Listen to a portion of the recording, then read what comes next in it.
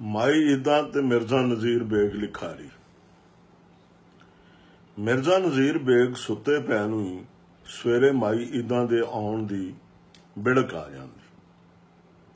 ਉਹ ਮਸ਼ੀਨੀ ਢੰਗ ਨਾਲ ਉੱਠਦਾ ਤੇ ਆਪਣਾ ਬੂਹਾ ਭੀੜ ਕੇ ਮੁੜ ਲੰਮਾ ਪੈ ਜਾਂਦਾ। ਪਰ ਇਹ ਗੱਲ ਪੱਕੀ ਸੀ, ਹੁਣ ਉਹਨੂੰ ਨੀਂਦਰ ਨਹੀਂ ਸੀ ਆਉਣੀ। ਉਹਦੇ ਕੰਨਾਂ 'ਚ ਈਦਾਂ ਦੇ ਬੋਲਣ ਦੀ ਆਵਾਜ਼ ਆਈ ਜਾਂਦੀ, ਨਾਲ ਉੱਚਾ ਨੀਵਾਂ ਖੜਕਾਰ ਵੱਖਰਾ ਚੱਲ ਸੋ ਚੱਲ ਹੁੰਦਾ। ਨਜ਼ੀਰ ਬੇਗ ਪਛੌੜੇ ਖੁੱਲਦੀ ਬਾਰੀ ਦਾ ਤਾਕ ਵੀ ਛੇਤੀ ਨਾਲ ਘੜੀਸ ਕੇ ਮੇਲ ਦਿੰਦਾ, ਪਰ ਉਹਦਾ ਕੋਈ ਯਤਨ ਵੀ ਨਾ ਫੁਰਦਾ। ਮਾਈ ਈਦਾਂ ਦੀਆਂ ਆਵਾਜ਼ਾਂ, ਜਿਹੜੀਆਂ ਕਈ ਸ਼ਕਲਾਂ ਦੀਆਂ ਸਨ, ਨਜ਼ੀਰ ਬੇਗ ਨੂੰ ਜਿਵੇਂ ਚੰਬੜ ਗਈਆਂ ਹੁੰਦੀਆਂ। ਉਹਦੇ ਆਲ ਦੁਆਲੇ ਵਲੀਆਂ ਗਈਆਂ ਹੁੰਦੀਆਂ, ਪਿੜੀਆਂ ਤੇ ਜਾਲ ਦੋਵਾਂ ਵਾਕਣੀ। ਨਿੱਕੀਆਂ ਹੁੰਦੀਆਂ ਉਹ ਇਹਨਾਂ ਦੋਵਾਂ ਸ਼ਕਲਾਂ ਵਿੱਚ ਡੋਰ ਦੀਆਂ ਪਿੰਨੇ ਵਲਦੇ ਹੁੰਦੇ ਸਨ। ਮਾਈ ਏਦਾਂ ਇੱਕ ਤਾਂ ਬੋਲਦੀ ਬੜਾ ਸੀ ਤੇ ਦੂਜਾ ਖੜਕਾਰ ਵੀ ਢੇਰ ਕਰਦੀ ਸੀ। ਇਹ ਨਹੀਂ ਵੀ ਇੱਕ ਕੰਮ ਇੱਕ ਵੇਲੇ ਕਰ ਲਵੇ, ਨਾ ਉਕਾ ਨਾ। ਬੋਲਣ ਤੇ ਖੜਾਕ ਦੋਵੇਂ ਚੀਜ਼ਾਂ ਹੀ ਉਹ ਇੱਕੋ ਵੇਲੇ ਕਰਦੀ ਸੀ। ਨਜ਼ੀਰ ਬੇਗ ਸੋਚਿਆ, ਨਹੀਂ ਉਹ ਕਿਦੋਂ ਕਰਦੀ ਸੀ, ਇਹ ਤੇ ਐਵੇਂ ਨਜ਼ੀਰ ਬੇਗ ਤੋਂ ਵਾਧਾ ਪਿਆ ਹੁੰਦਾ ਹੈ ਮਾਈ ਈਦਾਂ ਨਾਲ। ਨਹੀਂ ਜੀ ਨਹੀਂ, ਈਦਾਂ ਆਪ ਨਹੀਂ ਸੀ ਕਰਦੀ। ਉਹਦੇ ਕੋਲੋਂ ਆਪਣੇ ਆਪ ਹੀ ਸਾਰਾ ਕੁਝ ਹੋ ਜਾਂਦਾ ਸੀ। ਹੋ ਜਾਂਦਾ ਵੀ ਨਹੀਂ, ਹੁੰਦਾ ਜਾਂਦਾ ਸੀ। ਸਵੇਰੇ ਬੂਹਾ ਲੁਹਾ ਕੇ ਜਿਵੇਂ ਜਿਵੇਂ ਈਦਾਂ ਅੰਦਰ ਵੜਦੀ, ਉਹ ਡੋਰ ਮੈਟ ਫੜ ਕੇ ਇੱਕ ਥਾਂ ਸੁੱਟੀ ਆਉਂਦੀ। ਪੈਰ ਚੁੱਕ ਕੇ ਟੁਰਨ ਦਾ ਤਾਂ ਸਵਾਲ ਹੀ ਨਹੀਂ ਸੀ ਹੁੰਦਾ। ਫਰਸ਼ ਉੱਤੇ ਪੈਰ ਉਹਦੇ ਰਗੜੀਂਦੇ ਜਾਂਦੇ। ਘਰ ਦੀ ਲਾਂਡਰੀ ਚੱਪੜ ਕੇ ਤਪੜੀਆਂ ਵਾਲੇ ਟੱਪ ਉੱਤੇ ਉਹ ਟੂਟੀ ਖੋਲ ਕੇ ਆ ਜਾਂਦੀ। ਪਾਣੀ ਟੱਪ ਤੋਂ ਡੁੱਲ ਪੂਰੀ ਲਾਂਡਰੀ 'ਚ ਇਕੱਠਾ ਹੋਣ ਲੱਗ ਪੈਂਦਾ। ਘਰ 'ਚੋਂ ਕੋਈ ਈਦਾਂ ਨੂੰ ਆਖਦਾ, ਪਾਣੀ ਖੁੱਲ੍ਹਾ ਹੈ, ਬੰਦ ਕਰ ਆ, ਤਾਂ ਉਹ ਝੱਟ ਆਖਦੀ, ਮੈਂ ਆਪ ਹੀ ਖੋਲ੍ਹਿਆ ਤਪੜੀਆਂ ਧੋਣ ਲਈ, ਤਪੜੀਆਂ ਹੋ ਜਾਣ ਤੇ ਬੰਦ ਕਰ ਲੈਣੀਆਂ। ਉਹ ਪਾਣੀ ਤਾਂ ਸਾਰਾ ਬਾਹਰ ਪਿਆ ਡੁੱਲਦਾ, ਚਿੱਕੜ ਪਿਆ ਹੁੰਦਾ। ਮੋਰੀ ਉੱਤੇ ਵੀ ਕੋਈ ਸ਼ੈ ਧਰੀ ਜਾਂਦੀ ਹੈ ਤੇ ਇੱਥੋਂ ਜਿਹੜਾ ਬਾਹਰ ਵੀ ਨਹੀਂ ਪਿਆ ਨਿਕਲਦਾ ਪਾਣੀ। ਉਸ ਵੇਲੇ ਕਿਚਨ ਵਿੱਚੋਂ ਈਦਾਂ ਦੇ ਉੱਠਣ ਦੀ ਆਵਾਜ਼ ਆਉਂਦੀ। ਕੋਈ ਨਾ ਕੋਈ ਭਾਂਡਾ ਜਾਂ ਚੌਂਕੀ ਜਾਂ ਕੋਈ ਵੀ ਸ਼ੈ ਉਹਦੇ ਹੱਥੋਂ ਡਿੱਗ ਪੈਂਦੀ ਤੇ ਨਾਲ ਉਹਦੀਆਂ ਹੁੰਗਾਂ ਆਉਣ ਲੱਗ ਪੈਂਦੀਆਂ। ਇੰਜ ਕਿਧਰੇ ਜਾ ਕੇ ਉਹ ਘਰ ਦੀ ਲਾਂਡਰੀ 'ਚੋਂ ਟੂਟੀਆਂ ਬੰਦ ਕਰਦੀ। ਕਿਚਨ ਵਿੱਚ ਹੁੰਦੀ ਭਾਂਡੇ ਖੜਕਣ, ਚੀਜ਼ਾਂ ਡਿੱਗਣ ਦੀਆਂ ਆਵਾਜ਼ਾਂ ਇੰਝ ਆਉਂਦੀਆਂ ਜਿਵੇਂ ਕੋਈ ਬੱਕਰੀ ਅੰਦਰ ਵੜ ਗਈ ਹੋਵੇ। ਉਹਨੂੰ ਆਵਾਜ਼ ਦੇ ਕੇ ਖੜਕਾ ਕਰਨ ਤੋਂ ਮੋੜਿਆ ਜਾਂਦਾ ਤਾਂ ਅੱਗੋਂ ਉਹਦੇ ਹੁੰਗਣ ਦੀਆਂ ਆਵਾਜ਼ਾਂ ਆਉਣ ਲੱਗ ਪੈਂਦੀਆਂ। ਇਹ ਅਸਲ ਵਿੱਚ ਹੌਕੇ ਹੁੰਦੇ ਸਨ। ਨਜ਼ੀਰ ਬੇਗ ਨੂੰ ਪਤਾ ਵੀ ਹੁੰਦਾ ਸੀ ਵੀ ਅੱਗੋਂ ਇਹ ਆਵਾਜ਼ਾਂ ਆਉਣੀਆਂ ਨੇ। ਉਹ ਇਹਨਾਂ ਤੋਂ ਤਰਾਂਦਾ ਵੀ ਬੜਾ ਸੀ। ਉਹਨੂੰ ਚੇਤੇ ਸੀ, ਅੱਲਾ ਬਖਸ਼ੇ ਉਹਦੀ ਮਾਂ ਕਹਿੰਦੀ ਹੁੰਦੀ ਸੀ, ਇਹ ਕਿਸੇ ਦੇ ਕੋਲੋਂ ਲੰਘਦਿਆਂ ਜਾਂ ਸਾਹਮਣੇ ਜਿਹੜਾ ਕੋਈ ਹੌਕੇ ਭਰਦਾ ਹੈ, ਇਹ ਅਗਲੇ ਲਈ ਬੜੇ ਨੈਸ਼ ਹੁੰਦੇ ਨੇ। ਗੱਲ ਸੁਣੀ ਹੋਈ ਹੋਣ ਕਰਕੇ ਉਹਦੇ ਹੌਕਿਆਂ ਤੇ ਨਜ਼ੀਰ ਬੇਗ ਦਾ ਦਿਲ ਬੜਾ ਖਰਾਬ ਹੁੰਦਾ ਤੇ ਉਹਨੂੰ ਗੁੱਸਾ ਵੀ ਢੇਰ ਆਉਂਦਾ। ਕਦੀ ਉਹਨੂੰ ਇਹ ਆਵਾਜ਼ਾਂ ਕੱਢਣ ਤੋਂ ਮੋੜਨ ਦਾ ਵੀ ਇਹ ਹੀਆ ਕਰਨਾ ਪਿਆ। ਉਹ ਚੁੱਪ ਵੀ ਕਰ ਗਈ, ਪਰ ਇੰਜੇ ਜਾਪਦਾ ਜਿਵੇਂ ਈਦਾਂ ਦੇ ਹੌਕੇ ਬੰਦ ਨਹੀਂ ਹੋਏ, ਸਗੋਂ ਉਹਦੇ ਆਲ ਦੁਆਲਿਓਂ ਉਭਰਨ ਲੱਗ ਪਿਆ।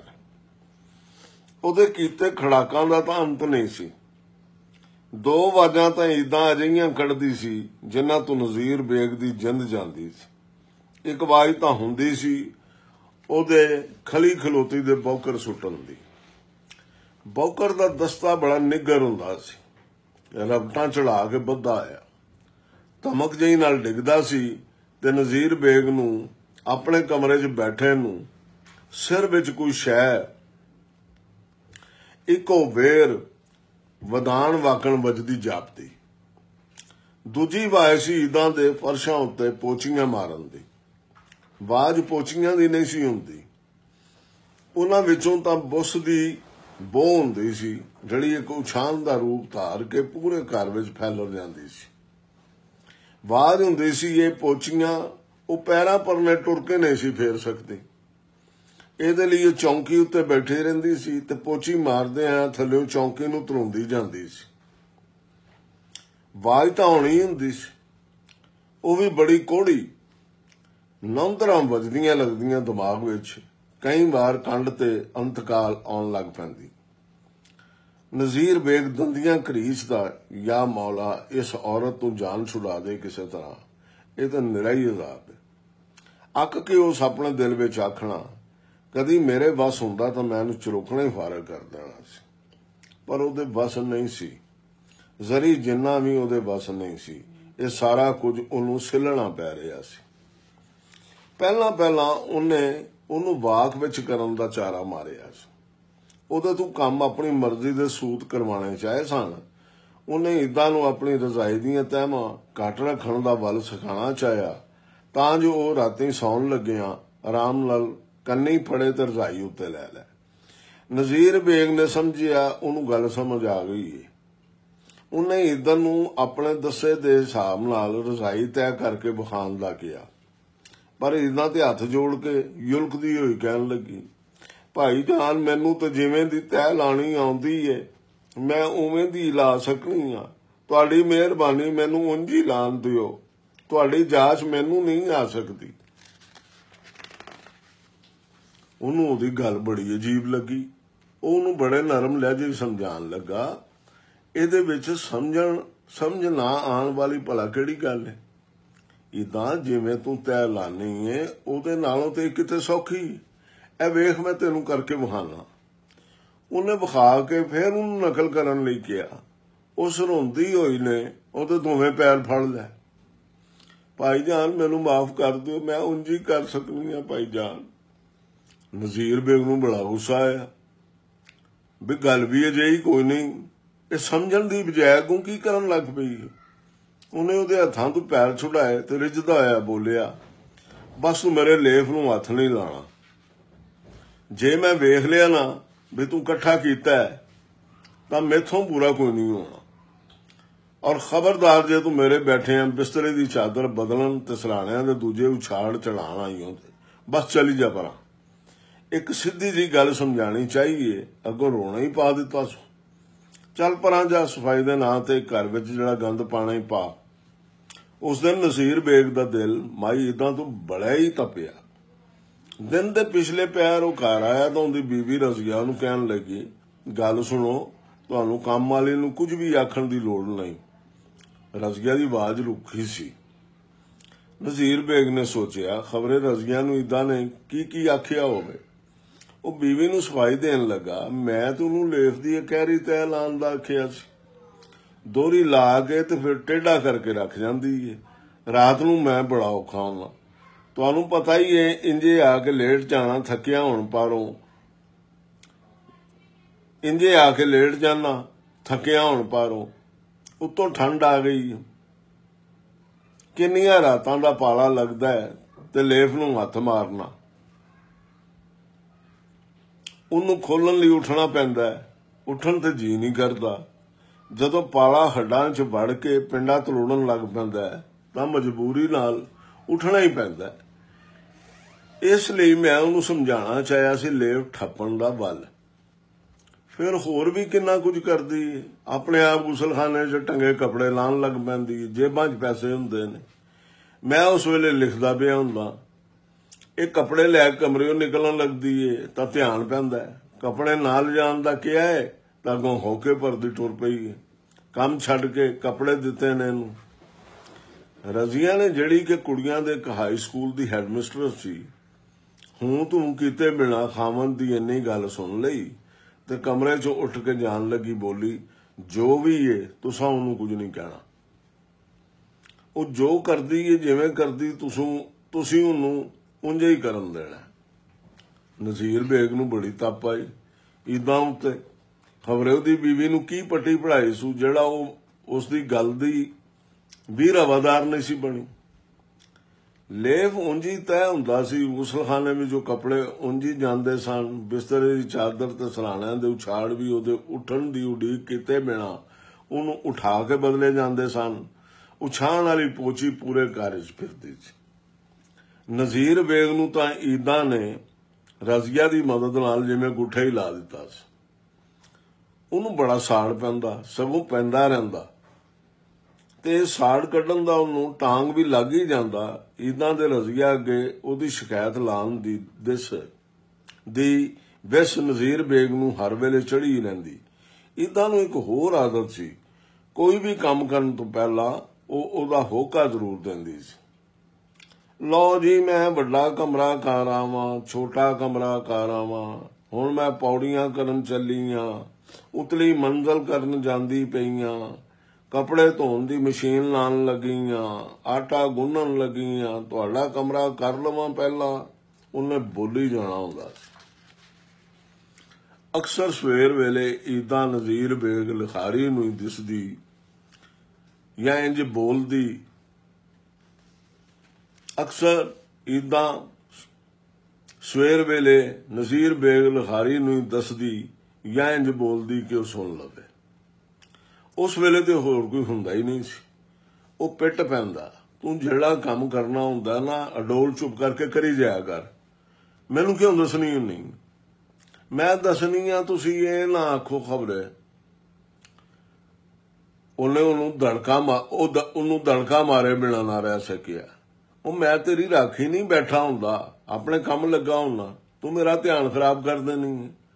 ਜੋ ਵੀ ਕਰਨਾ ਹੁੰਦਾ ਹੀ ਚੁੱਪ ਕਰਕੇ ਕਰੀ ਜਾਇਆ ਕਰ। ਉਹਦਾ ਸਪੀਕਰ ਤੇ ਐਲਾਨ ਕਰਨਾ ਕਿਉਂ ਜ਼ਰੂਰੀ ਸਮਝਣੀ? ਏਦਾਂ ਅੱਗੋਂ ਬੋਲਦੀ ਕੁਝ ਨਾ, ਪਰ ਹੌਕੇ ਜ਼ਰੂਰ ਲੈਣ ਲੱਗ ਪੈਂਦੀ। ਉਹਦੇ ਹੌਕਿਆਂ ਦੀ ਆਵਾਜ਼ ਵਾਹ ਉੱਚੀ ਹੁੰਦੀ ਸੀ, ਆਲ ਦੁਆਲੇ 'ਚ ਪਾਉਣ ਲੱਗ ਪੈਂਦੀ ਸੀ। ਇੱਕ ਦਿਹਾੜੇ ਉਹ ਕਹਿਣ ਲੱਗੀ, ਭਾਈ ਜਾਨ, ਆਪਣੇ ਕੱਪੜਿਆਂ ਦੀਆਂ ਜੇਬਾਂ ਚੰਗੀ ਤਰ੍ਹਾਂ ਵੇਖ ਲਿਆ ਕਰੋ, ਮੈਂ ਬੜੀ ਗਰੀਬਣੀ ਆ, ਉਹ ਨਾ ਹੋਵੇ ਤੁਸੀਂ ਆਖੋ ਪੈ।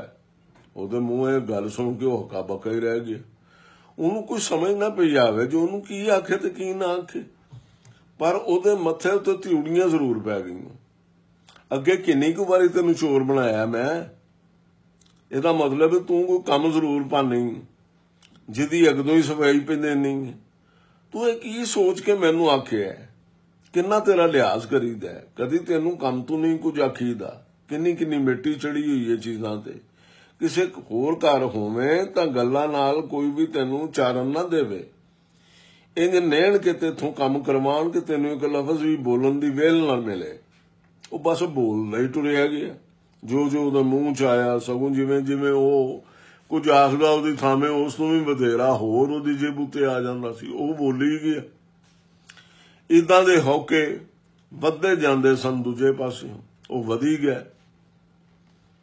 ਵੇਖ ਕਿਵੇਂ ਤੂੰ ਮੂੰਹ ਨੂੰ ਕੁੱਤਾ ਬਣਾ ਦਿੱਤਾ, ਭੁਕਾਣਾ ਸ਼ੁਰੂ ਕਰਾ ਦਿੱਤਾ ਹੀ। ਉਹ ਆਈ ਤੇ ਉਹਦੇ ਪੈਰਾਂ ਉੱਤੇ ਡਿੱਗ ਪਿਆ। ਭਾਈ ਜਾਨ, ਮੈਨੂੰ ਮਾਫ ਕਰ ਦਿਓ, ਮੇਰੇ ਮੂੰਹ ਐਵੇਂ ਅਲਫਾਜ਼ ਨਿਕਲ ਗਿਆ ਨੇ। ਉਹ ਇੱਕ ਹੱਥ ਨਾਲ ਆਪਣੇ ਮੂੰਹ ਤੇ ਝੰਡਾ ਮਾਰਨ ਲੱਗ ਪਿਆ। ਉਹ ਉੱਠਿਆ ਤੇ ਪਲੰਗ ਥੱਲੇ ਆਪਣੀ ਜੁੱਤੀ ਲੱਭਣ ਲੱਗ ਪਿਆ, ਜਿਹੜੀ ਪਲੰਗ ਦੀ ਬਾਹੀ ਨੀਵੀਂ ਹੋਣ ਕਾਰਨ ਅਗਾਂਹ ਪੈਰ ਜਾਂ ਹੱਥ ਵਧਾ ਕੇ ਕੱਢੀ ਨਹੀਂ ਸੀ ਜਾ ਸਕਦੀ। ਉਹ ਫਰਸ਼ ਦੇ ਗੋਡਿਆਂ ਪਰਨੇ ਹੋ ਗਿਆ। ਨਾ ਕਰੋ ਭਾਈ ਜਾਨ, ਮੈਂ ਕੱਢ ਦੇਣੀ ਆ ਤੁਹਾਨੂੰ। ਉਹ ਅੱਗੇ ਹੀ ਥੱਲੇ ਪਥੱਲਾ ਮਾਰੀ ਬੈਠੀ ਸੀ। ਹੱਥ ਲੰਮਾ ਕਰਕੇ ਉਹਨੇ ਜੁੱਤੀਆਂ ਦੇ 2-3 ਜੋੜੇ ਕੱਢ ਦਿੱਤੇ ਤੇ ਉਹਨਾਂ ਨੂੰ ਆਪਣੀ ਚੁੰਨੀ ਨਾਲ ਝਾੜਨ ਲੱਗ ਪਿਆ। ਉਹ ਹੌਸਲਾ ਠੰਡਾ ਹੋ ਕੇ ਬੋਲਿਆ, ਬੀਬੀ ਮਾਈ, ਕਿੰਨੀ ਵਾਰੀ ਤੈਨੂੰ ਆਖਿਆ ਵੀ ਇਹ ਜੁੱਤੀਆਂ ਇੰਨੀਆਂ ਅੱਗੇ ਨਾ ਜਾਣ ਦਿਆ ਕਰ, ਜਿਸ ਵੇਲੇ ਬੌਕਰ ਤੇ ਪੋਚੀ ਫੇਰਨੀ। ਹਾਂਜੀ ਮੇਰੇ ਭਾਈ ਜਾਨ, ਰੱਬ ਤੁਹਾਨੂੰ ਸਿਹਤ ਤੰਦਰੁਸਤੀ ਦਿੱਤੀ ਰੱਖੇ। ਮੈਂ ਖਿਆਲ ਕਰਦੀ ਰਹਿੰਦੀ ਆ, ਜੇ ਫਿਰ ਵੀ ਪਤਾ ਨਹੀਂ ਕਿਉਂ ਅੱਗੇ ਟੁਰ ਜਾਂਦੀਆਂ ਨੇ, ਮੈਨੂੰ ਨਹੀਂ ਪਤਾ ਲੱਗਦਾ। ਆਹੋ ਜੁੱਤੀਆਂ ਜੋ ਹੋਈਆਂ ਪੈਰੀ ਨਾ ਵੀ ਪਾਈਆਂ ਹੋਣ ਤਾਂ ਵੀ ਇਹਨਾਂ ਟੁਰਨੋਂ ਤਾਂ ਨਹੀਂ ਨਾ ਮੁੜਨਾ ਹੁੰਦਾ। ਉਹ ਥੋੜਾ ਜਿਹਾ ਹੱਸੀ। ਨਹੀਂ ਭਾਈ ਜਾਨ, ਇਹ ਆਪ ਤਾਂ ਨਹੀਂ ਨਾ ਟੁਰ ਸਕਦੀਆਂ। ਭਾਈ ਜਾਨ ਮੇਰੇ ਚੰਗੇ ਤੇ ਬੀਬੇ ਭਾਈ ਜਾਨ, ਬਸ ਮੈਂ ਨਾ ਪਾਗਲ ਜਿਹੀ ਆ, ਦਿਮਾਗ ਮੇਰਾ ਅਸਲ ਨੂੰ ਕੰਮ ਨਹੀਂ ਜੇ ਕਰਦਾ। ਮੇਰੀ ਗੱਲ ਦਾ ਗੁੱਸਾ ਨਾ ਕਰਿਆ ਕਰੋ। ਖੁਦਾਵੰਦ ਤੁਹਾਨੂੰ ਸਿਹਤ ਤੰਦਰੁਸਤੀ ਦਿੱਤੀ ਰੱਖੇ। ਐ ਲਓ ਜਿਹੜੀ ਪਾਣੀ ਜੇ ਪਾ ਲਓ। ਉਹ ਹੁਣ ਇੱਕ ਲਫ਼ਜ਼ ਨਾ ਬੋਲਿਆ। ਉਹਦੇ ਦਿਲੋਂ ਸਾਰਾ ਗੁੱਸਾ ਗਿਲਾ ਧੁੱਪ ਗਿਆ ਸੀ, ਪਰ ਉਹ ਇਹਦਾ ਉਹਨੂੰ ਪਤਾ ਨਹੀਂ ਸੀ ਲੱਗਣ ਦੇਣਾ ਚਾਹੁੰਦਾ। इस करके मसां ही पोली आवाज च मेहरबानी बीबी माई आखे सू तो जुत्ती पा के बाहर निकल गया।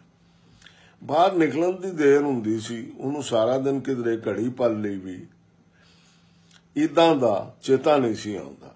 शाम नूं घर आया ही ਉਹਨੂੰ ਉਹਦਾ ਖਿਆਲ ਆਉਂਦਾ। ਉਹ ਵੀ ਜਦੋਂ ਉਹਦੀ ਬੀਵੀ ਘਰ ਦੀਆਂ ਛਾਵਾਂ ਜਾਂ ਪੋਚੀ ਟਾਕੀ ਜਾਂ ਮਿੱਟੀ ਘਟਾ ਵੇਖ ਕੇ ਇਦਾਂ ਦੀ ਗੱਲ ਕਰਦੀ ਤਾਂ ਉਹ ਕੋਲੋਂ ਚੁੱਪ ਕੀਤੀ ਰੱਖਦਾ। ਪਹਿਲਾਂ ਉਹ ਬੋਲ ਪੈਂਦਾ ਸੀ ਤੇ ਆਪਣੀ ਬੀਵੀ ਦੀ ਹਾਂ ਵਿੱਚ ਹਾਂ ਮਿਲਾਣ ਤੋਂ ਵੀ ਅੱਗੇ ਨਿਕਲ ਜਾਂਦਾ ਸੀ। ਉਹਨੂੰ ਚੁੱਪ ਵੇਖ ਕੇ ਉਹਦੀ ਬੀਵੀ ਕਦੀ ਕਦੀ ਖਿੱਚ ਜਾਂਦੀ। ਹੁਣ ਤੁਸੀਂ ਮੇਰੇ ਆਖਣ ਤੇ ਹੂੰ ਤੂੰ ਨਹੀਂ ਜੇ ਕਰਦੇ, ਕੀ ਇਹ ਸਮਝਦੇ ਹੋ ਉਹਦੀ ਕੰਮ ਚੋਰੀ ਜਾਂ ਕੁਛ ਅੱਜ ਪੁਣੇ ਦੀ ਮੈਂ ਹੀ ਜ਼ਿੰਮੇਦਾਰ ਹਾਂ? ਮੈਂ ਕਦੋਂ ਕਿਹਾ? ਤੇ ਫਿਰ ਇਹ ਅਟੰਕ ਹੋ ਕੇ ਅਣਸੁਣੀ ਕਰੀ ਜਾਂਦਾ। ਕੀ ਤੁੱਕ? ਕੋਈ ਤੁੱਕ ਨਹੀਂ ਨਾ। ਫਿਰ ਦੱਸੋ ਤੁਸੀਂ ਰਹਿਣ ਦਿਓ, ਉਹ ਤੁਹਾਡੀ ਰੱਖੀ ਹੋਈ ਕੰਮ ਵਾਲੀ ਏ, ਜਿਵੇਂ ਕਰੇ ਤੁਸੀਂ ਹੀ ਉਹਦੇ ਨਾਲ ਨਿਭੜਨਾ। ਅਸਾਂ ਤੇ ਇੱਕ ਦੋ ਵਾਰ ਤੁਹਾਡੇ ਨਾਲ ਉਹਦੇ ਵਰਤਾਰੇ ਦੀ ਗੱਲ ਕੀਤੀ ਸੀ, तुसां ਉਹਦੇ सामने ही साड़ी लत्थी लाई कर दी। याद जे जदों मैं पौणियां चों साबण कड्ढण ते तपड़ियां नूं चंगी तरह धो के वरतन दा किहा सी ਉਹਨੂੰ, ਉਹ होर शेर हो गई। अजे कोई दिन होए ने मैं ਉਹਨੂੰ अपने बारे आखदियां सुनिया, ਇਹ ਬੰਦਾ जिब दा बड़ा भैड़ा है। मैं ਕੰਨ ਵਲੇੜ लिया ते तुहानूं सलामी पेश की। वाहवा वरतदी है, तुहानूं गल्लीं ला के तुहाडी अखीं घटा पा के टुर जांदी। लो सुन लो अखीं घटा। हुण तुहाडे वांग भी ते नहीं ना कीता जा सकदा। इको दिन छुट पवो अगले उत्ते, दूजे दिन बैठे रहो उड़ीकदे।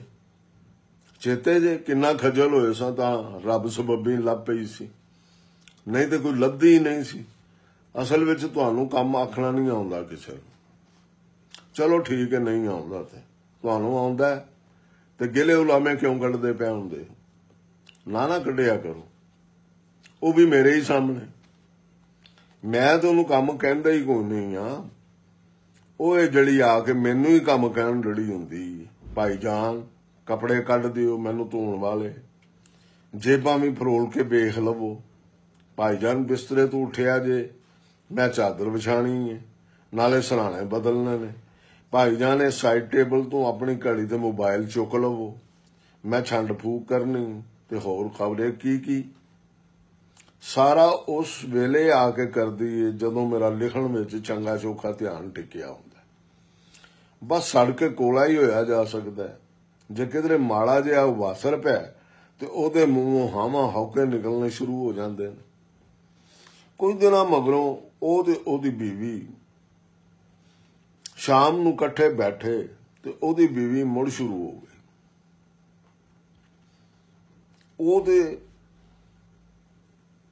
ओहदियां गल्लां कर।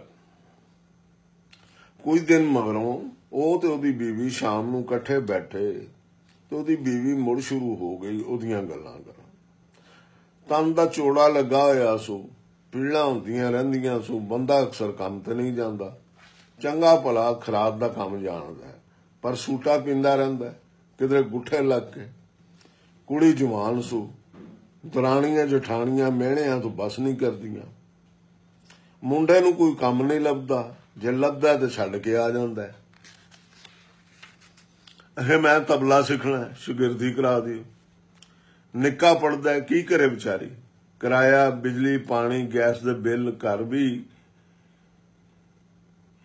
इक्को सू साडा, बाकी मैं छुड़ा दिते ने।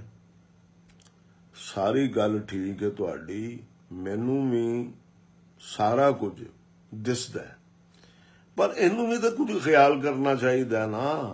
सारी सजा सानू ही ना देवे। वो इन्नी आके बीवी कोलों उठ खलोता ते वेले विचों अडोल टुरदा आया बाहर दे बूहे वल वधिया। बीवी नूं ओदी बिड़क हो गई सी। चले हो ना बाहर सिगरेट पीन लई, किन्नी वारी आखिया छड्ड दिओ छड्ड दिओ छड्ड दिओ, बाज ही नहीं जे आउंदे। आखिर क्यों नहीं जे मुड़दे? बीवी दा सवाल कड़क सी, उन्होंने चोखा ही चुभवां लगा। अपने ਆਪ ਹੀ ਉਹਦੇ ਮੂੰਹੋਂ ਰੁੱਖੀ ਆਵਾਜ਼ 'ਚ ਬੋਲਿਆ ਗਿਆ।